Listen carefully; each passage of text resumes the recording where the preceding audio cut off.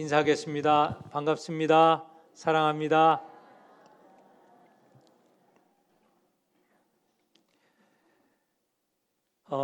지난 시간에 예수님의 청소년 때 모습을 우리가 보았습니다. 예수님이 낳으시던 성탄절 이야기는 이미 작년에 보았고, 또 청소년 시기에 예수님의 모습을 보았습니다. 예수님은 신체가 강하여지고 지혜가 더 많아지고 또 하나님 앞에서 성숙하여졌다라고 말씀을 드렸습니다.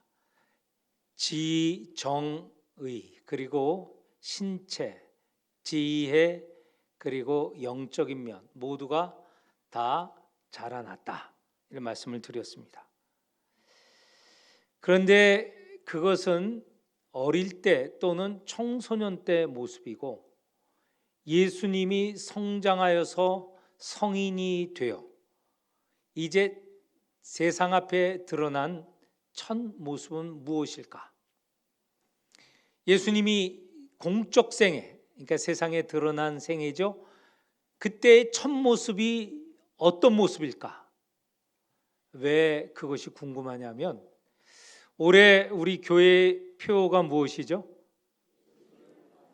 예수님을 본받자라고 하는데, 예수님을 본받으려면 예수님의 모습이 무엇인가 알아야 되잖아요. 물론 복음서 전체를 다 읽으면 예수님의 모습을 알 수 있죠. 그런데 무엇인가 일의 시작을 알면 그 일의 전체 상황을 아는 것처럼, 예수님의 첫 모습, 사람에게 드러난 첫 모습을 알게 되면 예수님의 모습을 알 수 있다는 것이죠. 오늘 본문은 예수님이 세상에 공적으로 드러나신 첫 모습이 기록이 되어 있습니다. 오늘 본문만 잘 읽어도 우리가 올 한 해 예수님을 본받자 하는 이 본문에 따라서 어떤 모습을 본받을까, 따라갈까 하는 것을 알 수 있다는 말이죠. 오늘 본문을 잘 알아야 됩니다. 오늘 예수님께서 세상에 첫 번째로 등장하시는데, 당시의 시대 상황을 좀 알아야 될 것 같아요. 시대 상황을 알아야 예수님이 척 드러났을 때 그때의 그 모습을 더 분명하게 깨달을 수 있습니다. 예수님이 공적으로 첫 모습을 드러낸 당시에 한 인물이 있었습니다. 세례자 요한, 세례 요한이죠. 근데 세례 요한은 당시에 이스라엘 사람들에게 큰 존경을 받았고, 또 많은 이들이 요한을 따랐습니다. 왜 요한을 따랐는가? 이미 수백 년 동안 이스라엘은 다른 나라 지배하에 있었습니다. 지금 이 본문이 말하는 이 당시 때는 로마의 식민지였고, 그 이전에는 또 헬라의 식민지였습니다. 이스라엘과 유다가 망한, 유다는 예수님이 태어나시기 전 500여 년도 넘게 전에 망했습니다. 그 이후에 잠깐 동안 유다가 독립하여 지낸 적은 있지만, 대부분은 남이 나라의 지배, 특별히 헬라와 로마의 지배하에 있게 되었습니다. 이스라엘 사람들이 바라는 것은 무엇입니까? 우리가 남이 나라 밑에서 독립하여서 우리가 평안하게 살았으면 좋겠다라는 갈망을 갖고 있었죠. 그런데 과거 하나님께서 너희에게 그리스도 왕을 보내주시겠다 약속한 일이 있습니다. 그래서 수백 년 동안 그런 인물을 찾아볼 수 없었는데, 세례자 요한이 오음으로 인하여서 이 요한이 그리스도인가? 우리를 독립으로 이끌 왕인가? 기대하는 면이 있었다는 것이죠. 그런데 요한은 자기 자신이 어떤 인물인가 분명하게 말하였습니다. 나는 그리스도가 아니다. 앞으로 그리스도가 오실 것인데 나는 그분의 신발끈을 풀 만한 사람도 못 된다. 그분의 종이 되기도 감당치 못할 그런 자이다. 앞으로 그리스도가 오신다는 거예요. 요한은 죄의 세례를 베풀었습니다. 당시 이스라엘 사람들에게 죄에서 벗어나라고 하였습니다. 죄에서 벗어나야 그리스도가 오시고 또 그리스도가 너희를 인도한다고 말하였죠. 자기에게 찾아오는 자들을 독사의 자식들이라고 날카롭게 매섭게 비판하셨습니다. 너희의 삶을 바꾸라라는 것입니다. 그런데 이 요한은 이렇게 백성들뿐만 아니라 당시에 로마에 의해서 갈릴리 지방 왕으로 임명된 헤롯 안디바, 그를 향하여서도 날카로운 비판을 하였습니다. 그 헤롯 안디바에게 잡혀서 옥에 갇히게 되었고 곧 이어서 죽게 되었습니다. 백성들의 실망이라는 게 얼마나 컸을지 한번 상상하여 보십시오. 세례 요한이 우리를 이 힘든 남의 지배에서 벗어나게 해줄 인물이라고 생각했는데 그가 죽임을 당하였습니다. 수백 년 동안 바라왔던 그리스도에 대한 희망이 사라진 거예요. 얼마나 허탈했겠습니까? 그런데 이 세례 요한에 이어서 세례 요한이 지시한 대로, 세례 요한이 말한 대로 한 인물이 등장하였습니다. 세례 요한이 그리스도라고 하는 분이 등장을 하게 되었습니다. 그것이 우리가 읽은 21절, 22절, 그 그리스도라고 하시는 분, 이름은 예수입니다. 그분이 사람들에게 첫 번째로 공적으로 드러났다는 것이죠. 첫 모습을 보이셨습니다. 오늘 우리가 읽은 이 두 절, 짧은 두 절이지만 이것이 그리스도, 예수 그리스도의 첫 모습이고요. 이 모습을 우리가 잘 알 때 올 한 해 그리스도를 본받자 하는 것처럼 우리가 제대로 그리스도를 알고 본받을 수 있다는 말씀입니다. 그래서 오늘 이 말씀을 우리가 잘 기억하고 마음에 새겨야 하겠습니다. 예수 그리스도가 세상에 등장할 때 첫 번째 모습은 세례를 받으셨다는 거예요. 그런데 홀로 세례를 받으신 게 아니고 21절에 보면 백성이 다 세례를 받을새 예수도 세례를 받으시고 라는 말이 나옵니다. 세례를 베푸는 자 요한입니다. 세례 요한이 온 백성에게 세례를 베풀 때 죄의 세례라고 하여 있죠. 그 세례를 예수님께서도 받으셨습니다. 그런데 이 세례는 뭐의 세례라고요? 영광의 세례? 죄의 세례라고 했어요. 죄의 세례를 모든 사람이 받는데 거기에 끼어서 예수님도 세례를 받으셨다는 거예요. 그래서 논란이 있습니다. 예수도 죄인이다.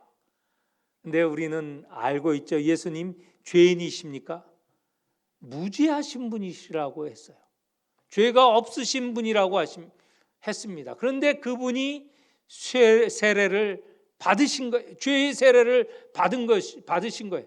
여기서 우리가 당황을 합니다. 왜 세례를 받으시는가? 그래서 다른 복음서에 보면 요한이 내가 당신에게 세례를 받아야 되는데 왜 당신이 제게 세례를 받습니까? 이런 말도 있죠. 왜 세례를 받으셨을까? 예수님의 정체는 우리가 성경 곳곳에서 알게 되지만 곧 하나님이시에요. 하나님은 우리와 함께 이 땅에 살아가시는 분이 아니고 이 땅과 차원을 달리하는 분이심을 우리가 알고 있습니다. 그런데 그 하나님께서 당신의 정체, 하나님이심을 버리시고 이 땅에 오셨어요. 우리와 같이 되려고, 우리 안에 거하시려고 오신 것이에요. 예수님의 이름이 또 다른 이름이 임마누엘 아닙니까? 그 뜻은 하나님이 우리와 함께 계시다. 하나님 이름이, 예수 그리스도의 이름이 그리합니다. 우리와 함께 하시려고 하나님이 우리 가운데 거하신 분이 예수시다. 그분은 태어나셨습니다. 우리 땅에 오셔 태어나셨습니다. 사람의 몸을 입고 태어나셨죠. 그리고 우리 가운데 늘 함께 하셨습니다. 제자들과 함께하고 무리와 함께하였고 늘 우리와 함께 하신 분이십니다. 세례를 받으신 것도 우리와 함께 하시기 위해서 세례를 받으셨다는 것이죠. 그런데 이 우리와 함께 하신 그것을 히브리서에는 이렇게 말씀하고 있습니다. 히브리서 2장에 보면 그가 범사에 형제들과 같이 되심이 마땅하도다. 우리와 함께 되심이 마땅하도다. 왜 그러냐면 그가 시험을 받아 고난을 당하셨은즉 시험 받는 자들을 능히 도우실 수 있느니라. 죄인인 우리와 같은 위치 처지에 거하실 때 우리를 더 이해하시고 더 함께 하시고 그리할 때 우리를 도우시고 구원하실 수 있다는 것이죠. 적절한 예가 될지는 모르겠지만 이런 생각을 해보면 좋을 것 같습니다. 요즘 많이 춥죠? 네. 영하 10도 밑으로 내려갑니다. 며칠 전에는 대동이 영하 17도까지 내려갔어요. 아침에. 제가 온 10년 동안 제일 낮은 온도였어요. 영하 10도, 17도. 그런데 저희 집은 보통 온도가 20도, 21도 사이에 이제 맞춰 두거든요. 따뜻합니다. 뭐 그렇다고 막 그냥 더워서 옷 벗을 정도는 아니고 그냥 옷을 입고 저는 위에 이제 커버도 입고 있으니까 춥지 않아요. 괜찮아요. 그런데 새벽 기도에 나오려고 제가 한 3시 한 40분이면 나오거든요. 밖에 나오는 순간 깜짝 놀라요. 너무 추운 거예요. 괜찮았는데 나오니까 추운 거예요. 집에만 있으면 하루 종일 있으면 밖이 뭐 영하 10도인지 15도인지 뭐 알 수가 없죠. 그래서 그렇게 따뜻한 곳에만 있다면 바깥의 온도가 얼마인지 또 그 바깥에서 일하시는 분의 추위를 조금도 알지 못할 겁니다. 그런데 나와서 한참 있어봐야 그 온도를 그 추위를 알 수 있는 것 아닙니까? 그래서 높으신 양반들이 때때로 그래요. 바깥의 온도가 뭔지, 왜 추위가 있는지, 왜 더위가 있는지 모르세요. 그런 분들은 늘 그 따뜻하고 시원한 데만 있기 때문에. 그런데 일하는 분들 옆에 있을 때, 함께 있을 때, 우리가 일을 하는 자리에 있으면 얼마나 추운지 알 수 있는 것 아닙니까? 그처럼 예수께서는 우리와 함께 하셨어요. 우리를 이해하려고. 여기서 예수를 본받을 점이 하나 있습니다. 예수님은 이처럼 하나님이시지만 사람이 되셔서 사람과 함께 계시며 그 고난, 그 아픔 다 겪으셨어요. 그러니 사람을 얼마나 잘 아십니까? 우리를 구원하시기 위해서 얼마나 애쓰십니까? 당신을 들여서 십자가에 달리시는 그 고통을 감당하신 것이죠.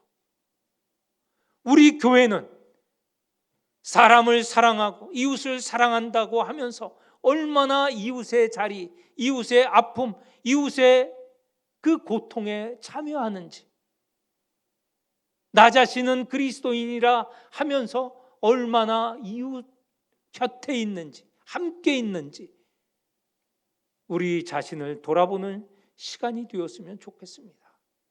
교회에 앉아서 사랑한다, 교회에 앉아서 모든 각종 좋은 말을 하니 그게 그 사랑이 진정한 사랑이 되겠습니까? 함께 있을 때 느낄 수 있고 이해하고 사랑할 수 있는 것이죠. 예수님께서는 이렇게 사람과 함께 하시기 위하여서 세례를 받으셨습니다. 우리가 본받을 점입니다. 두 번째, 예수님께서는 세례를 받으신 후 기도하셨다고 하셨습니다.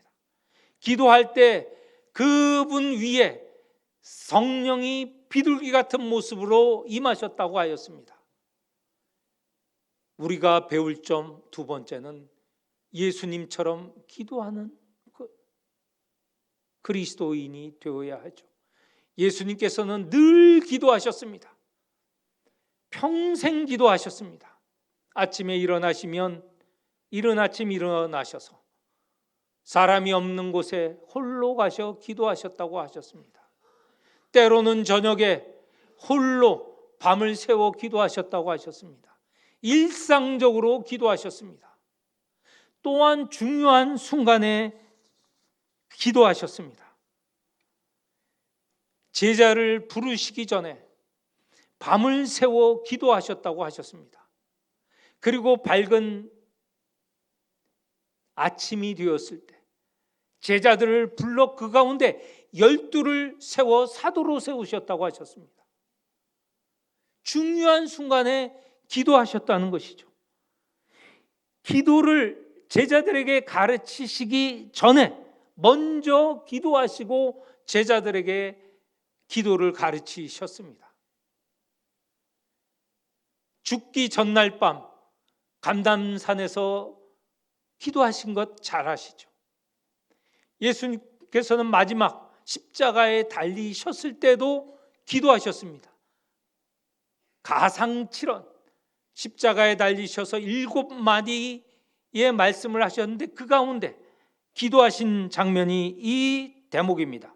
아버지여, 내 영혼을 아버지 손에 부탁하나이다. 기도하셨습니다. 왜 이렇게 기도하셨을까? 예수님은 하나님이시면서 동시에 사람이라고 하셨습니다. 하나님이신 면을 보면 능력 있으신 분이시 아닙니까? 능력 있으신 분이 무슨 기도가 필요할까요? 오병이어의 기적이 있었습니다. 바다를 걸어가시는 기적도 베푸셨습니다. 죽은 이를 살리는 기적도 베푸셨습니다. 무슨 기도가 필요할까요? 그런데 예수께서는 철저하게 자기는 미우시고 내 안에 역사하시는 분은 하나님이시다 라는 고백을 하셨어요. 내가 이 땅에 온 것도, 보냄을 받은 것도, 내가 지금 사역하는 이 일도, 내가 앞으로 구원을 위하여서 하는 구원 사역도 다 하나님께서 하게 하신 일이다. 하나님께서 하신 일을 감당하기 위해서 그 일을 받기 위하여서 기도하셨다는 거예요. 일상적으로 또 중요한 순간에 예수께서도 이렇게 기도하셨는데 우리가 반드시 마땅히 본받아야 될 점이 무엇인가요? 기도해야죠. 우리는 예수님과 같은 인물도 아닙니다. 그저 평범한 인물입니다. 우리가 무엇을 할 수 있을까? 어떤 지혜를 갖고 있는가? 하나님으로부터 지혜와 능력을 받아야 되죠. 우리가 기도하는 것은 예수님께서 비판하신 대로 잘났고 잘 보이기 위해서 종교적인 인물이라 신앙이 있는 인물이다, 이것을 보이기 위해서 기도하는 게 아니라는 겁니다. 절박하기 때문에 내 지혜로 내 능력으로 안 되고 하나님께서 도와주셔야 지혜 생기고 능력이 생겨서 할 수 있다. 그래서 기도하는 것입니다. 기도 안 하는 분들, 교만한 분들입니다. 내가 스스로 하려고 하는 거예요. 얼마나 위험합니까? 기도해야 되죠. 하나님의 도우심을 바라야 되죠. 이번에 제5대 목사님, 우리가 청빙을 위하여 기도하고 있습니다. 왜 기도합니까? 우리의 지혜, 우리의 능력으로 하나님께서 원하시는 분을 택할 수 없어요. 하나님께서 뽑아주십사, 하나님께서 선택해 주십사, 우리가 그렇게 기도하는 겁니다. 하나님이 하시니까, 하나님이 하시는 일이니까. 그래서 기도하자는 것입니다. 제가 하루에 3차례 아침 6시로 정한 것은 새벽 기도회가 5시에서 6시까지 진행되지 않습니까? 그 시간에 또 12시는 점심입니다. 직장에 계시는 분도 점심에 시간은 낼 수 있습니다. 8시라고 하는 것은 직장에서 돌아온 시간, 7시면 좀 이르고 8시면 대부분은 돌아옵니다. 그 시간에 시간을 내어서 기도하자라고 하는 것입니다. 하나님께서 원하시는 분을 택해 주십사. 그리고 예배 시간에 기도하자는 것은 우리가 이 시간에는 다 하나님께 의탁하고 하나님께 맡기는 시간 아닙니까? 이때 기도하자는 것이죠. 이때는 우리의 의도, 뜻이 아니라 하나님께 뜻을 구하고 하나님의 뜻을 받들기 위한 시간 아닙니까? 이때 기도하여야 하나님께서 들어주신다는 것이죠. 올 한 해 기도하는 삶을 살아야 되겠습니다. 이것이 예수님을 본받는 삶이고 우리가 하나님의 능력, 지혜를 받는 삶이라는 것을 함께 깨닫고 본받아야 된다는 것입니다. 세 번째, 기도하고 나오실 때 하늘에서 소리가 들렸습니다. 하나님이 말씀하신 것이죠. 하나님께서 무엇라고 말씀하십니까? 너는 내 사랑하는 아들이라. 내가 너를 기뻐하노라. 예수님께서 이렇게 세례받고 기도하시고 들리신 이 음성이 예수님이 당신이 어떤 분인가를 깨닫는 결정적인 순간입니다. 이 깨달음으로 평생 사역을 하시게 된 것이죠. 너는 내 사랑하는 아들이라. 내가 너를 기뻐하노라. 이 말씀은 시편 2편 7절 그리고 이사야 42장 1절을 인용한 내용, 그 두 가지 본문에서 와서 함께 이 말씀으로 한 문장으로 만든 것인데, 시편 2편에는 이스라엘의 새로운 왕이 선출될 때 하나님께서 그 왕을 향하여 너는 내 아들이다 라고 말씀하신 것이고, 또 이사야서는 하나님께서 당신의 그리스도를 보내시면서 그에게 맡기실 때, 사명을 맡기실 때 나는 너를 기뻐한다, 기뻐하는 종이다, 이렇게 말씀하세요. 이 두 가지를 합해 보면 오늘 하나님께서 말씀하신 내용은 하나님께서 예수님을 택하여 그리스도라 하는 것이죠. 왕이다 라고 하는 것이죠. 사람들이 요한을 그리스도라고 생각했을 때 하나님께서는 예수가 그리스도다라고 말씀을 하시는 겁니다. 그것도 사랑하는 아들이라. 옛날 이스라엘은 그냥 아들이라고 했어요. 그런데 하나님은 예수님을 사랑하는 아들이라. 얼마나 가까운 사이입니까? 하나님께서 관심을 가지고 집중하시는 것입니까? 이것이 우리의 정체성이기도 해요. 예수 그리스도의 정체성뿐만 아니라 우리에게도 마찬가지입니다. 하나님께서 우리를 불러 백성이라고 하죠. 하나님의 백성이라고 하죠. 더 나아가서 하나님의 아들이라. 너는 내 아들이다, 내 딸이라 부르시지 않습니까? 다 하나님의 아들과 딸이시죠. 사랑하는 아들과 사랑하는 딸입니다. 이게 우리의 자부심이 되어야 돼요.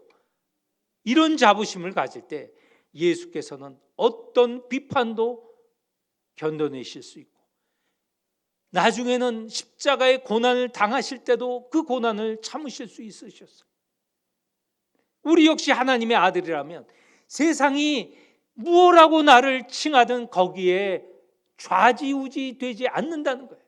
하나님의 아들로서 딸로서 당당하게 믿음을 가지고 살아갈 수 있다는 것이죠. 세상이 보기에 우리는 보잘것 없을 수 있습니다. 하나님이 사랑하는 아들, 딸이라고 부르십니다. 얼마나 대단합니까? 저도 간혹 위에 총회장님이 부르실 때, 야, 나는 총회장이 부르신 사람이야.